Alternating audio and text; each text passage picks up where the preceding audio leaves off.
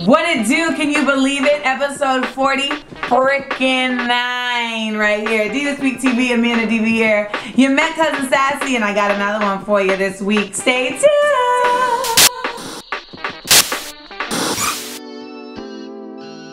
This week's Superwoman of the Week, it's a special one. It's one of my BFFs from high school, Mekia Cox. Mekia who? You've definitely seen Mekia on the show. Remember this? Rolling down the street, smoking candy, sipping on gin and juice. Lay back. With my mind and my money, and my money on my mind. Rolling down. Mekia Cox and I went to school in Orlando, Florida at Dr. Phillips High School, where we were in the Performing Arts Magnet. We did all these plays together. She's one of my really good friends. She's been living out in LA doing her thing on the acting side of things and dancing. Well, she gets the Superwoman of the Week because she is one of only 2 American women chosen to dance on the Michael Jackson tour happening in London this summer. Ah! I'm just saying, as a dancer, it doesn't get any better than dancing with Michael. She's gonna find out the secret behind the smooth criminal lean. And we all know we've been trying to figure that out since we saw it. So I give the Superwoman of the Week to my bestie, Mekia Cox, and wish her the best of luck in going to London and burning it down with the King of Pop. Woo! If that ain't some super shit, I don't know what is.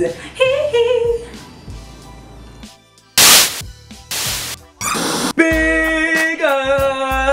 Let down. A very good friend of mine named DJ Self put out a single a couple years ago called Teabag Boys. When he put out this record, it introduced me to the term teabagging, which you're gonna have to look up for the meaning. This week, David Shuster of MSNBC introduced the world to the term teabagging. This week, Americans were protesting the new taxes by comparing it to the Boston Tea Party. Now, during the Boston Tea Party, folks threw tea off of the ships in the Boston Harbor because they were being taxed by England without their own representatives getting a chance to vote on them. Well, David Shuster thought it would be a riot if he likened their 2009 Tea Party to teabagging. That's why he gets our big up. Let's just take a look. The teabaggers are full-throated about their goals. They want to give President Obama strong tongue lashing and lick government spending. Teabag mouthpieces? This guy is hilarious. That's teabagging in a nutshell. David Vitter, who has issued statements in support of teabagging but is publicly tight-lipped, including Glenn Beck and Sean Hannity. Both are looking forward to an up-close and personal taste of teabagging themselves at events this Wednesday. Cavuto, defending his network's promotion of teabagging, said, quote, "We are going to be right in the middle of these teabaggers because at Fox, we do not pick and choose these rallies and protests. We were there for the Million Man March. We can only speculate why widespread teabagging made Cavuto think of the Million Man March, unless he got them confused with Dick Army. And in Cavuto's defense, if you are planning simultaneous teabagging all around the country, you're going to need a Dick Army." Who let him get away with that? Here at DivaSpeak TV, we feel that the best way to get news across to y'all is through humor and jokes, because a lot of this shit is boring, and the reality is everyone is just trying to live their life, and hearing about all the shitty, fucked up shit that's going on outside of what's going on in their own space can be very, very ridiculous. You know, Fox News is known for being douchebags, and CNN is known for being, well, boring. And now MSNBC, what they're talking about teabags, is known for being hilarious. It takes some big teabags to do that segment, David Shuster. Them Somali Pirates ain't playing, Jack.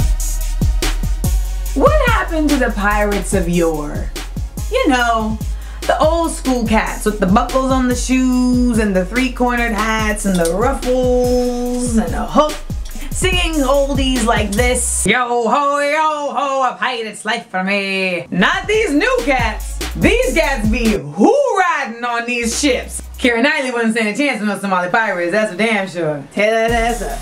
These aren't pirates with hooks or swords or Disney DVD franchise deals. No, These mofos got freaking guns, AKs, choppers, the big ones with the thing on the end. They mean business. Of course, you know, America didn't really give a fuck about them until an American ship got hoodwinked. Then it became, whoa, whoa, whoa. Now, originally, they started this whole piracy scenario because they felt that they were being exploited by these bigger countries and that they wanted to take it back. Well, they got a little greedy. Now Obama has stepped in to say, we will be facing this pirate issue head on. In basic terms, we are going to bring the beef to the pirates' doorstep. Now, we here at DivaSpeak TV, we know Obama don't play no games, you know what I'm saying? And we think that if he's gonna be bringing shit to the pirates' doorstep, he just can't be rolling with any old body. You gotta rock with the right cats. You can't just send the same motherfuckers to fight pirates that you send to fight folks in the desert. It's different shit. So, we suggest that you employ a different cast of folks to come through and bring the ruckus. First, Debo. Let's be real. It takes one to know one. And that nigga is the OG pirate of Compton. And secondly, we think that he should send somebody that can communicate with these pirates because they've had so much experience, because they've been around pirates for so long. Rufio! Rufio! Rufio! Rufio! Rufio! Rufio! So the letdown this week goes to the fact that the Somali Pirates are not playing around. At first, I know that their cause was about justice, but now things are getting a little out of hand. We know what the old school pirates used to sing when they would go on their crusades to pillage and plunder ships for their bounty. Yo ho, yo ho. But I wonder what these Somali pirates sing. Come with me, I matey, run quick say, what do we have here now? Do you wanna ride or die? La la la la la la la.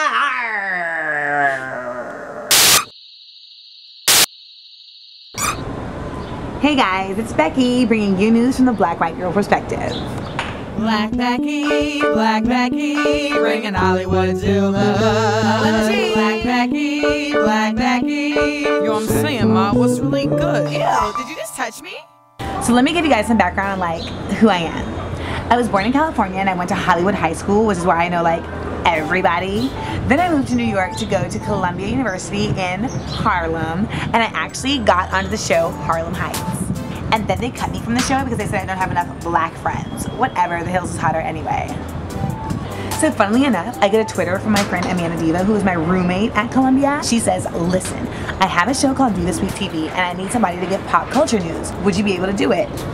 Totally, I'd be able to do it. Oh my God. Who says I don't have any black friends? Pshaw. So what I want to talk about is this whole like Hulk Hogan craziness. I get a text from my friend Brooke Hogan. OMFG. Yes, she's really my friend. I know, it's crazy. We went to Mariah Carey Glamorous Girls Camp back in '96 and it was just like the best ever. Anyways, so Brooke tells me, oh my God, like these paparazzi are freaking killing me. Like they're harassing me about my dad. And I'm like, what are you talking about? And she says, go get Rolling Stone magazine. Dude, I didn't tell her this, but her dad is psycho. I mean, I know he's like this big wrestler from the 80s, and I know they did a lot of cocaine back then, but it's like, come on guy, like you're a dad now. Like you can't just be like crazy. He actually says in the interview that he hates her mom, Linda Hogan, so much that he said that if he stayed in the marriage, their house would have turned into a crime scene and he would have OJ'd her. As in like chopped her up and killed her. Hulk Hogan, really? It's like totally necessary for you to bring in this like random person like OJ Simpson to talk about how you hate your wife? Everyone knows that OJ was guilty, right? Right? Like, you're a freaking psycho, Hulk. You're crazy. But you know who's even crazier? You people out there who are like picking on Brooke. People, paparazzi, get it right. Hulk Hogan is the one who said the craziness, okay? Stop harassing his daughter and asking her like, what about your dad? What about your dad? Leave Brooke alone. It is not easy to be blonde, blue-eyed, and beautiful out here, no matter what anybody says. Leave Brooke alone. Just lay off, okay? Because I don't want to have to get like ghetto on you. Black Becky, bringing Hollywood to love. Black Becky. You know what I'm saying, Ma? What's really good? Ew, did you just touch me? It's Amanda Diva here. Do not forget to subscribe. YouTube.com/DivaSpeak TV.